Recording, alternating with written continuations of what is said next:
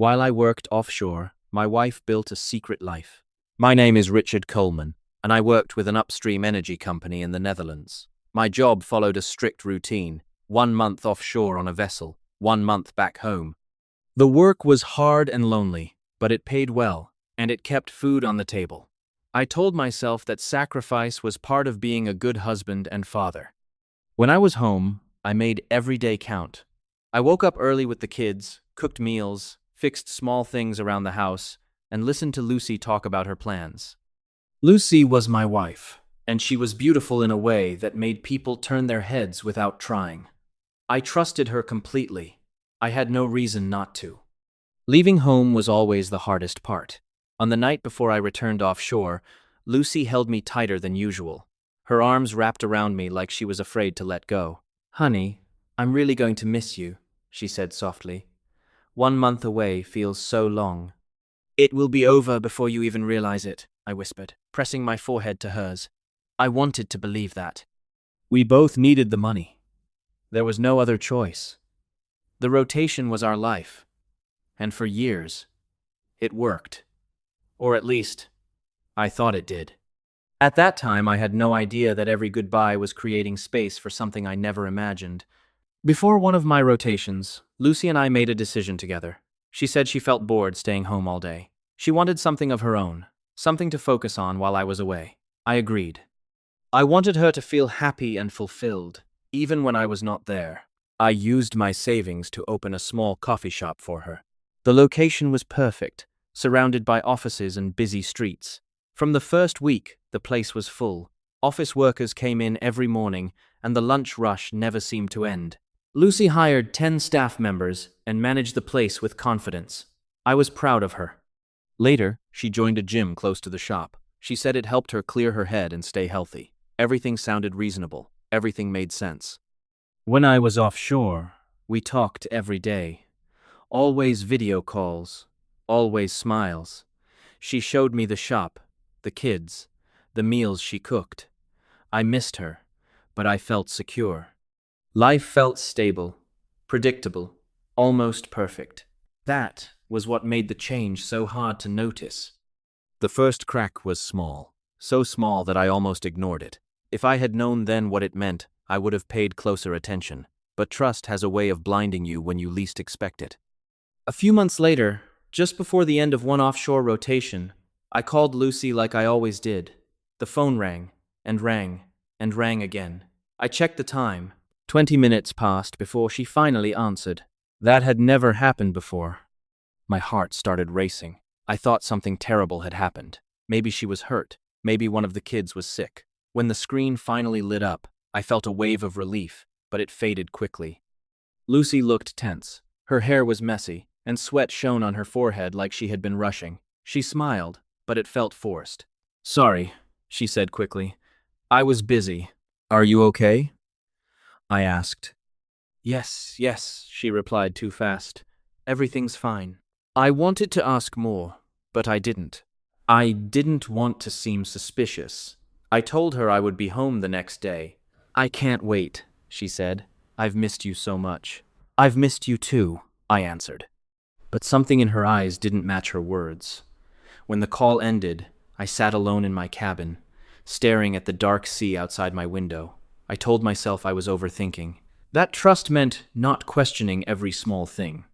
Still, a quiet unease settled in my chest and refused to leave. When I came home, the house felt different. Not empty, just quiet in a way I couldn't explain. Lucy hugged me, but the warmth felt brief, like she was already distracted by something else. Over the next few days, I noticed changes. She stepped into other rooms to take phone calls. She tilted her screen away from me. She smiled less and laughed less. When I asked simple questions, her answers were short. I kept my calm. I told myself stress could change people. Running a business was not easy. I didn't want to accuse her without proof. At night, I lay awake beside her, listening to her breathing, wondering when the distance had grown between us. I watched. I waited. I stayed silent. A week before I was due to return offshore, I reached a point I never thought I would reach. My gut would not let me rest. Trust alone was no longer enough. I made a call. I hired a private investigator.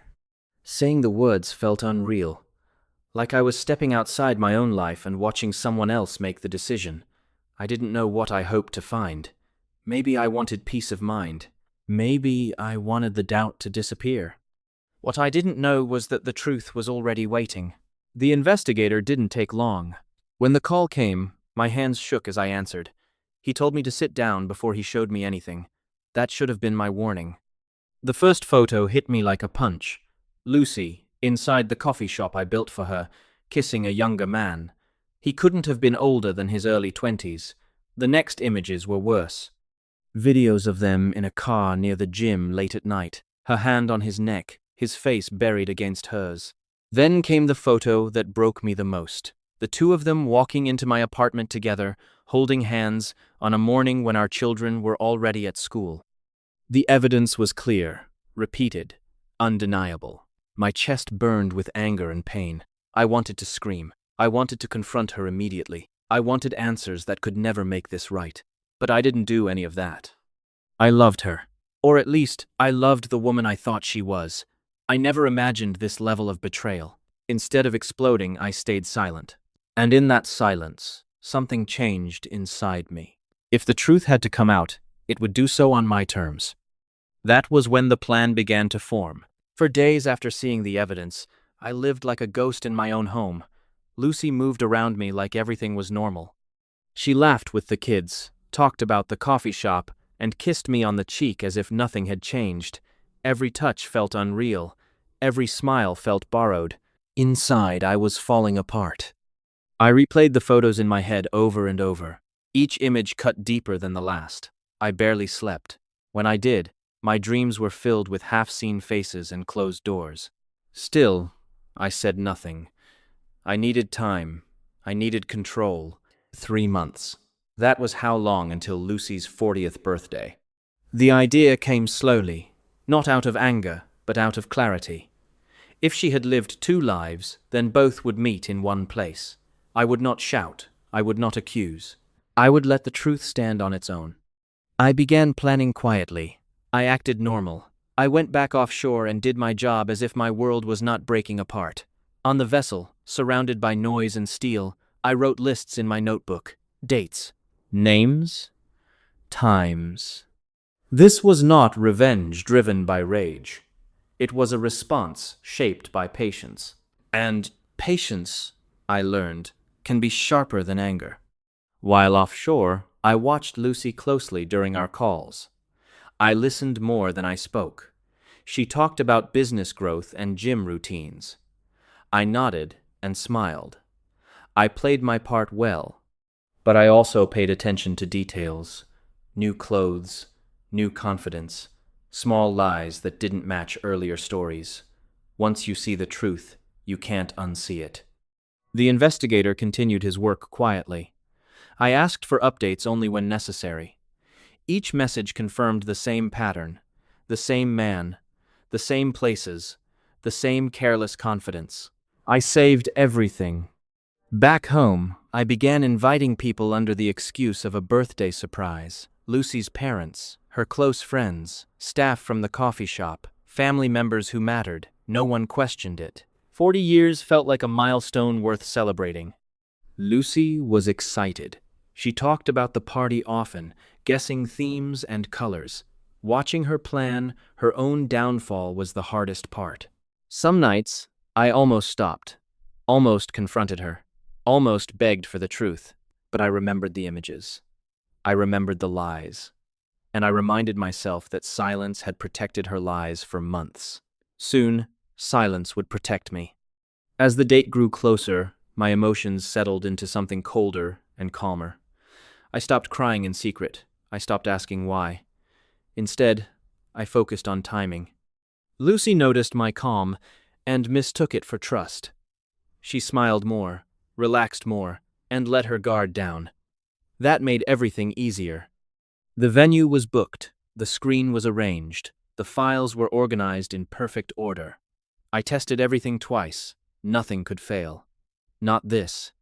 The night before the party, Lucy hugged me and thanked me for being such a supportive husband. Her words landed like stones. I smiled back. That night, I didn't sleep. I sat in the dark and thought about the life we built. The sacrifices, the months away, the belief that love was enough to survive distance. I wondered when she stopped choosing me.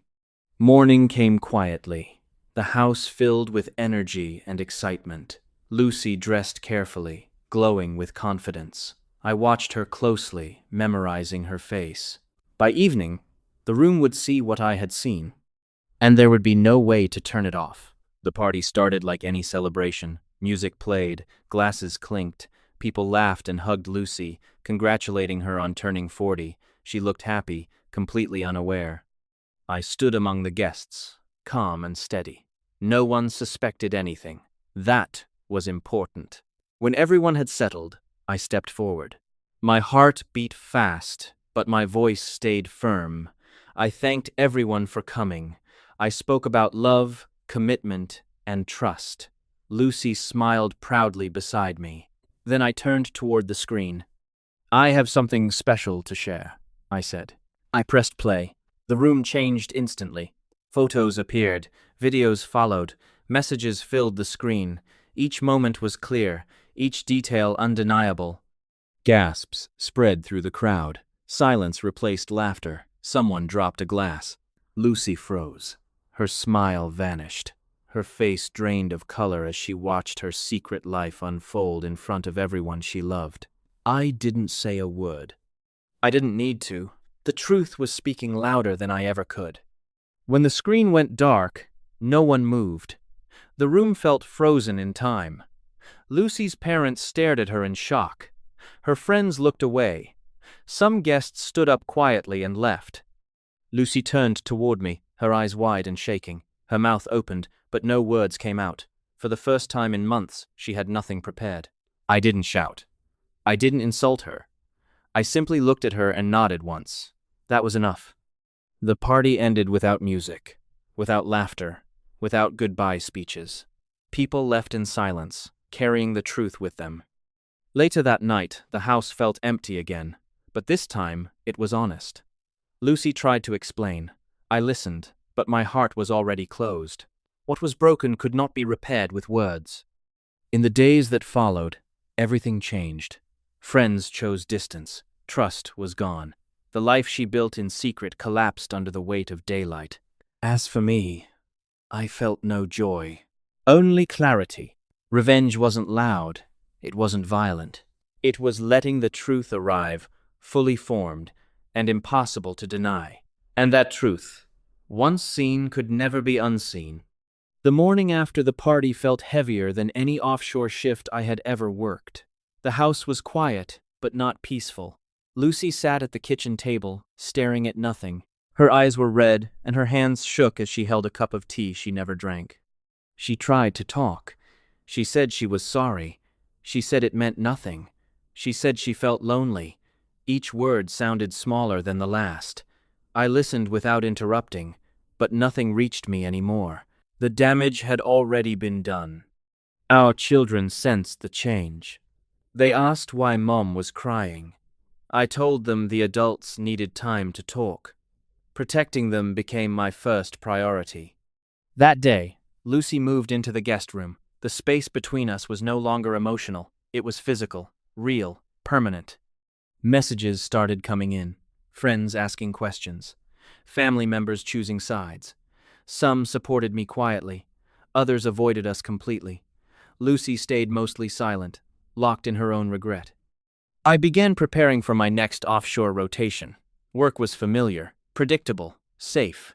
Out at sea, emotions had rules. At home, they didn't. Before leaving, I packed my bags calmly. Lucy watched from the doorway, realizing too late that silence was no longer her shield. Offshore life had never felt so calm. The noise of machines and the steady routine gave me something my home could not order. Each day followed the same pattern. Wake up, work, eat, sleep, repeat. At night, I thought about everything that had happened, not with anger, but with distance. I replayed moments from our marriage, searching for the exact point where things changed. I never found it. Lucy called once, then twice. I answered the third time. Her voice was soft, careful, like she was afraid to break something already cracked. "I'm scared," she said. "I know," I replied. That was all. I spoke with a lawyer during my off hours. Quiet conversations, clear steps, no drama. I learned what separation would look like, what custody would involve, what fairness actually meant. I wasn't trying to punish her. I was trying to protect myself and my children. When I returned home weeks later, Lucy had already started changing her routine. The coffee shop hours shifted. The gym visits stopped. The younger man was gone. Too late. Trust doesn't come back just because regret shows up. And regret, I learned, often arrives only after consequences do. The separation process moved slowly but steadily. Lucy didn't fight it. She seemed tired, like someone who had finally realized the cost of her choices. We spoke only when necessary, mostly about the children. I stayed calm. Calm had become my armor. At the coffee shop, whispers followed Lucy. Some staff left, others stayed out of loyalty or need. The place still ran, but the energy was gone.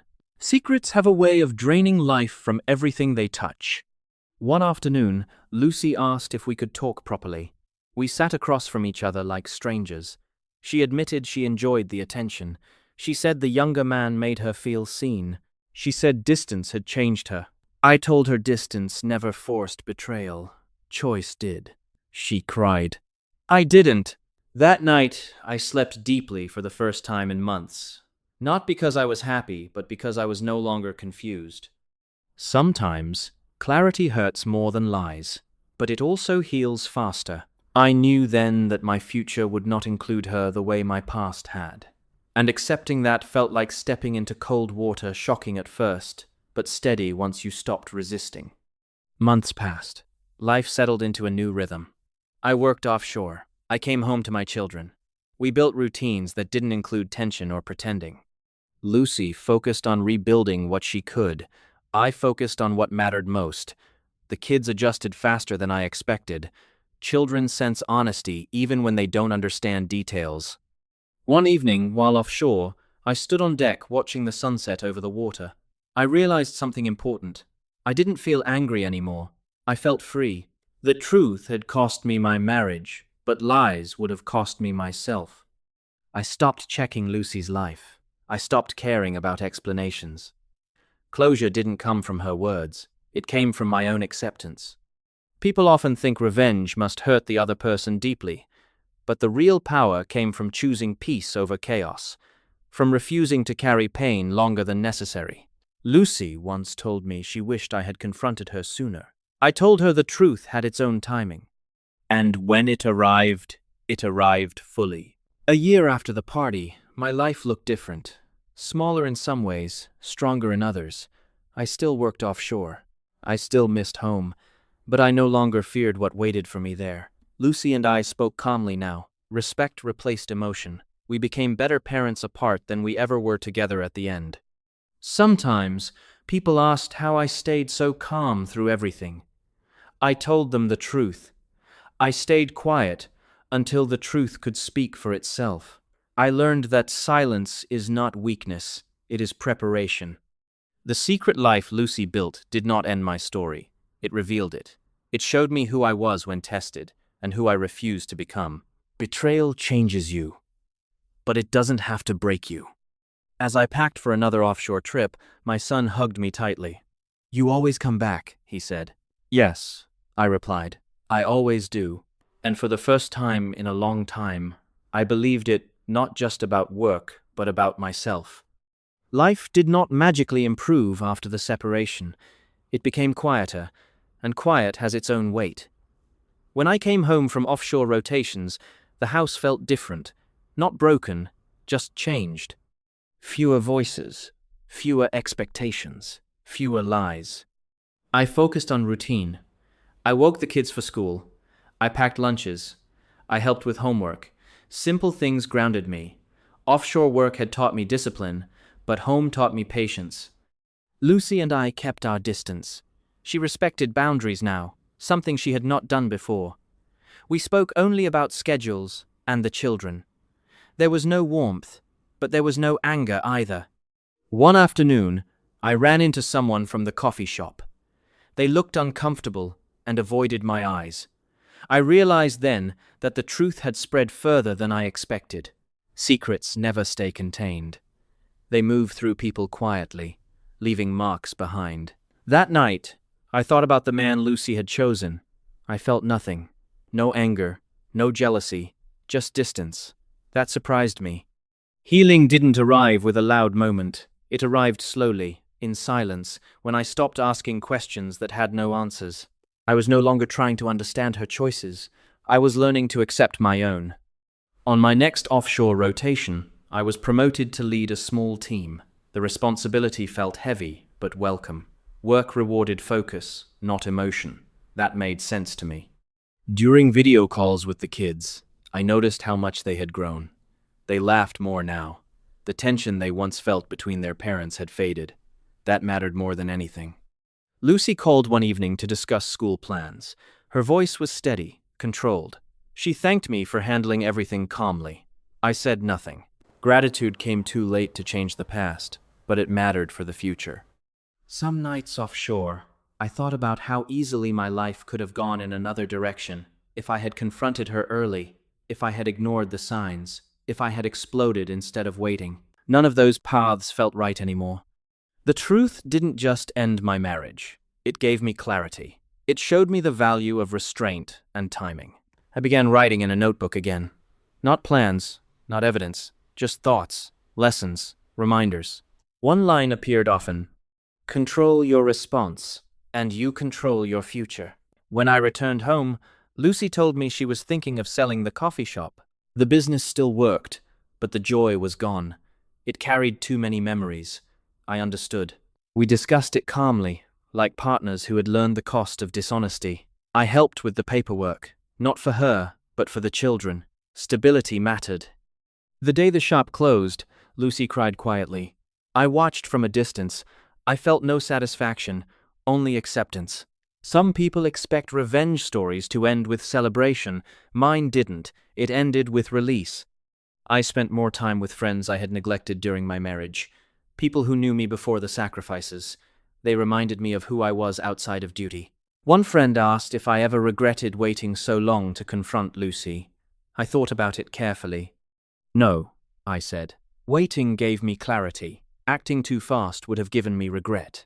That night, I slept well. Not because everything was fixed, but because nothing was hidden anymore. A year passed. Then another. Time softened everything. Lucy rebuilt her life quietly.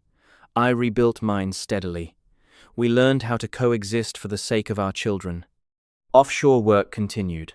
The ocean remained constant, indifferent to human problems. I liked that. One evening, my daughter asked why I never yelled when things went wrong. I smiled and told her that calm makes people listen, even when they don't want to.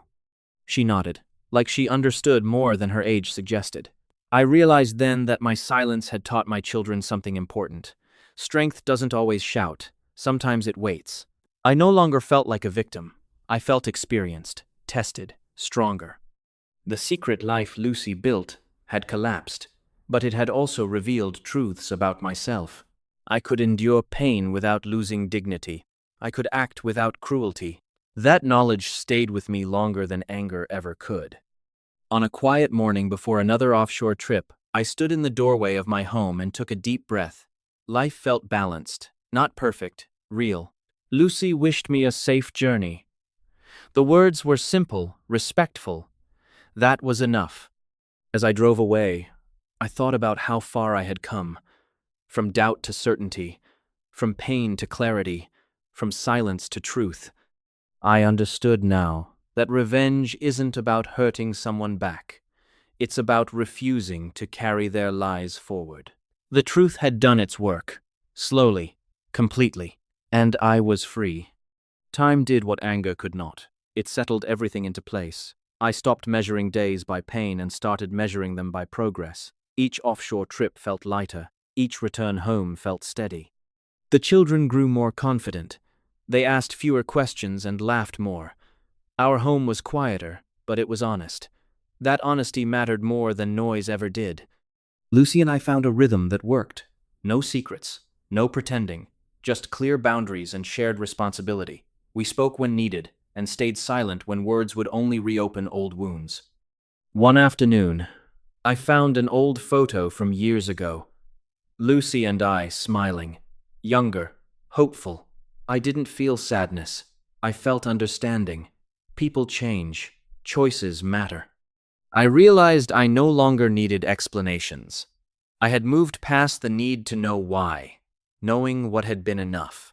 The truth had already shaped my future. I didn't need to keep shaping the past. That night, I wrote one final note in my notebook. Closure is not an apology. It is acceptance. When I closed the book, I knew that chapter of my life was truly finished. During one offshore rotation, a new worker joined our team. He complained often about his marriage and the distance. I listened quietly, remembering my own past words. One night, he asked how I survived so many years away from home. I told him the truth. Distance tests trust, and trust must be protected by honesty on both sides. He nodded, unsure. I didn't share my full story. Not everyone needs details. Lessons travel better when they are simple. Back home, I began focusing on myself again. I exercised. I read. I rebuilt interests I had ignored for years.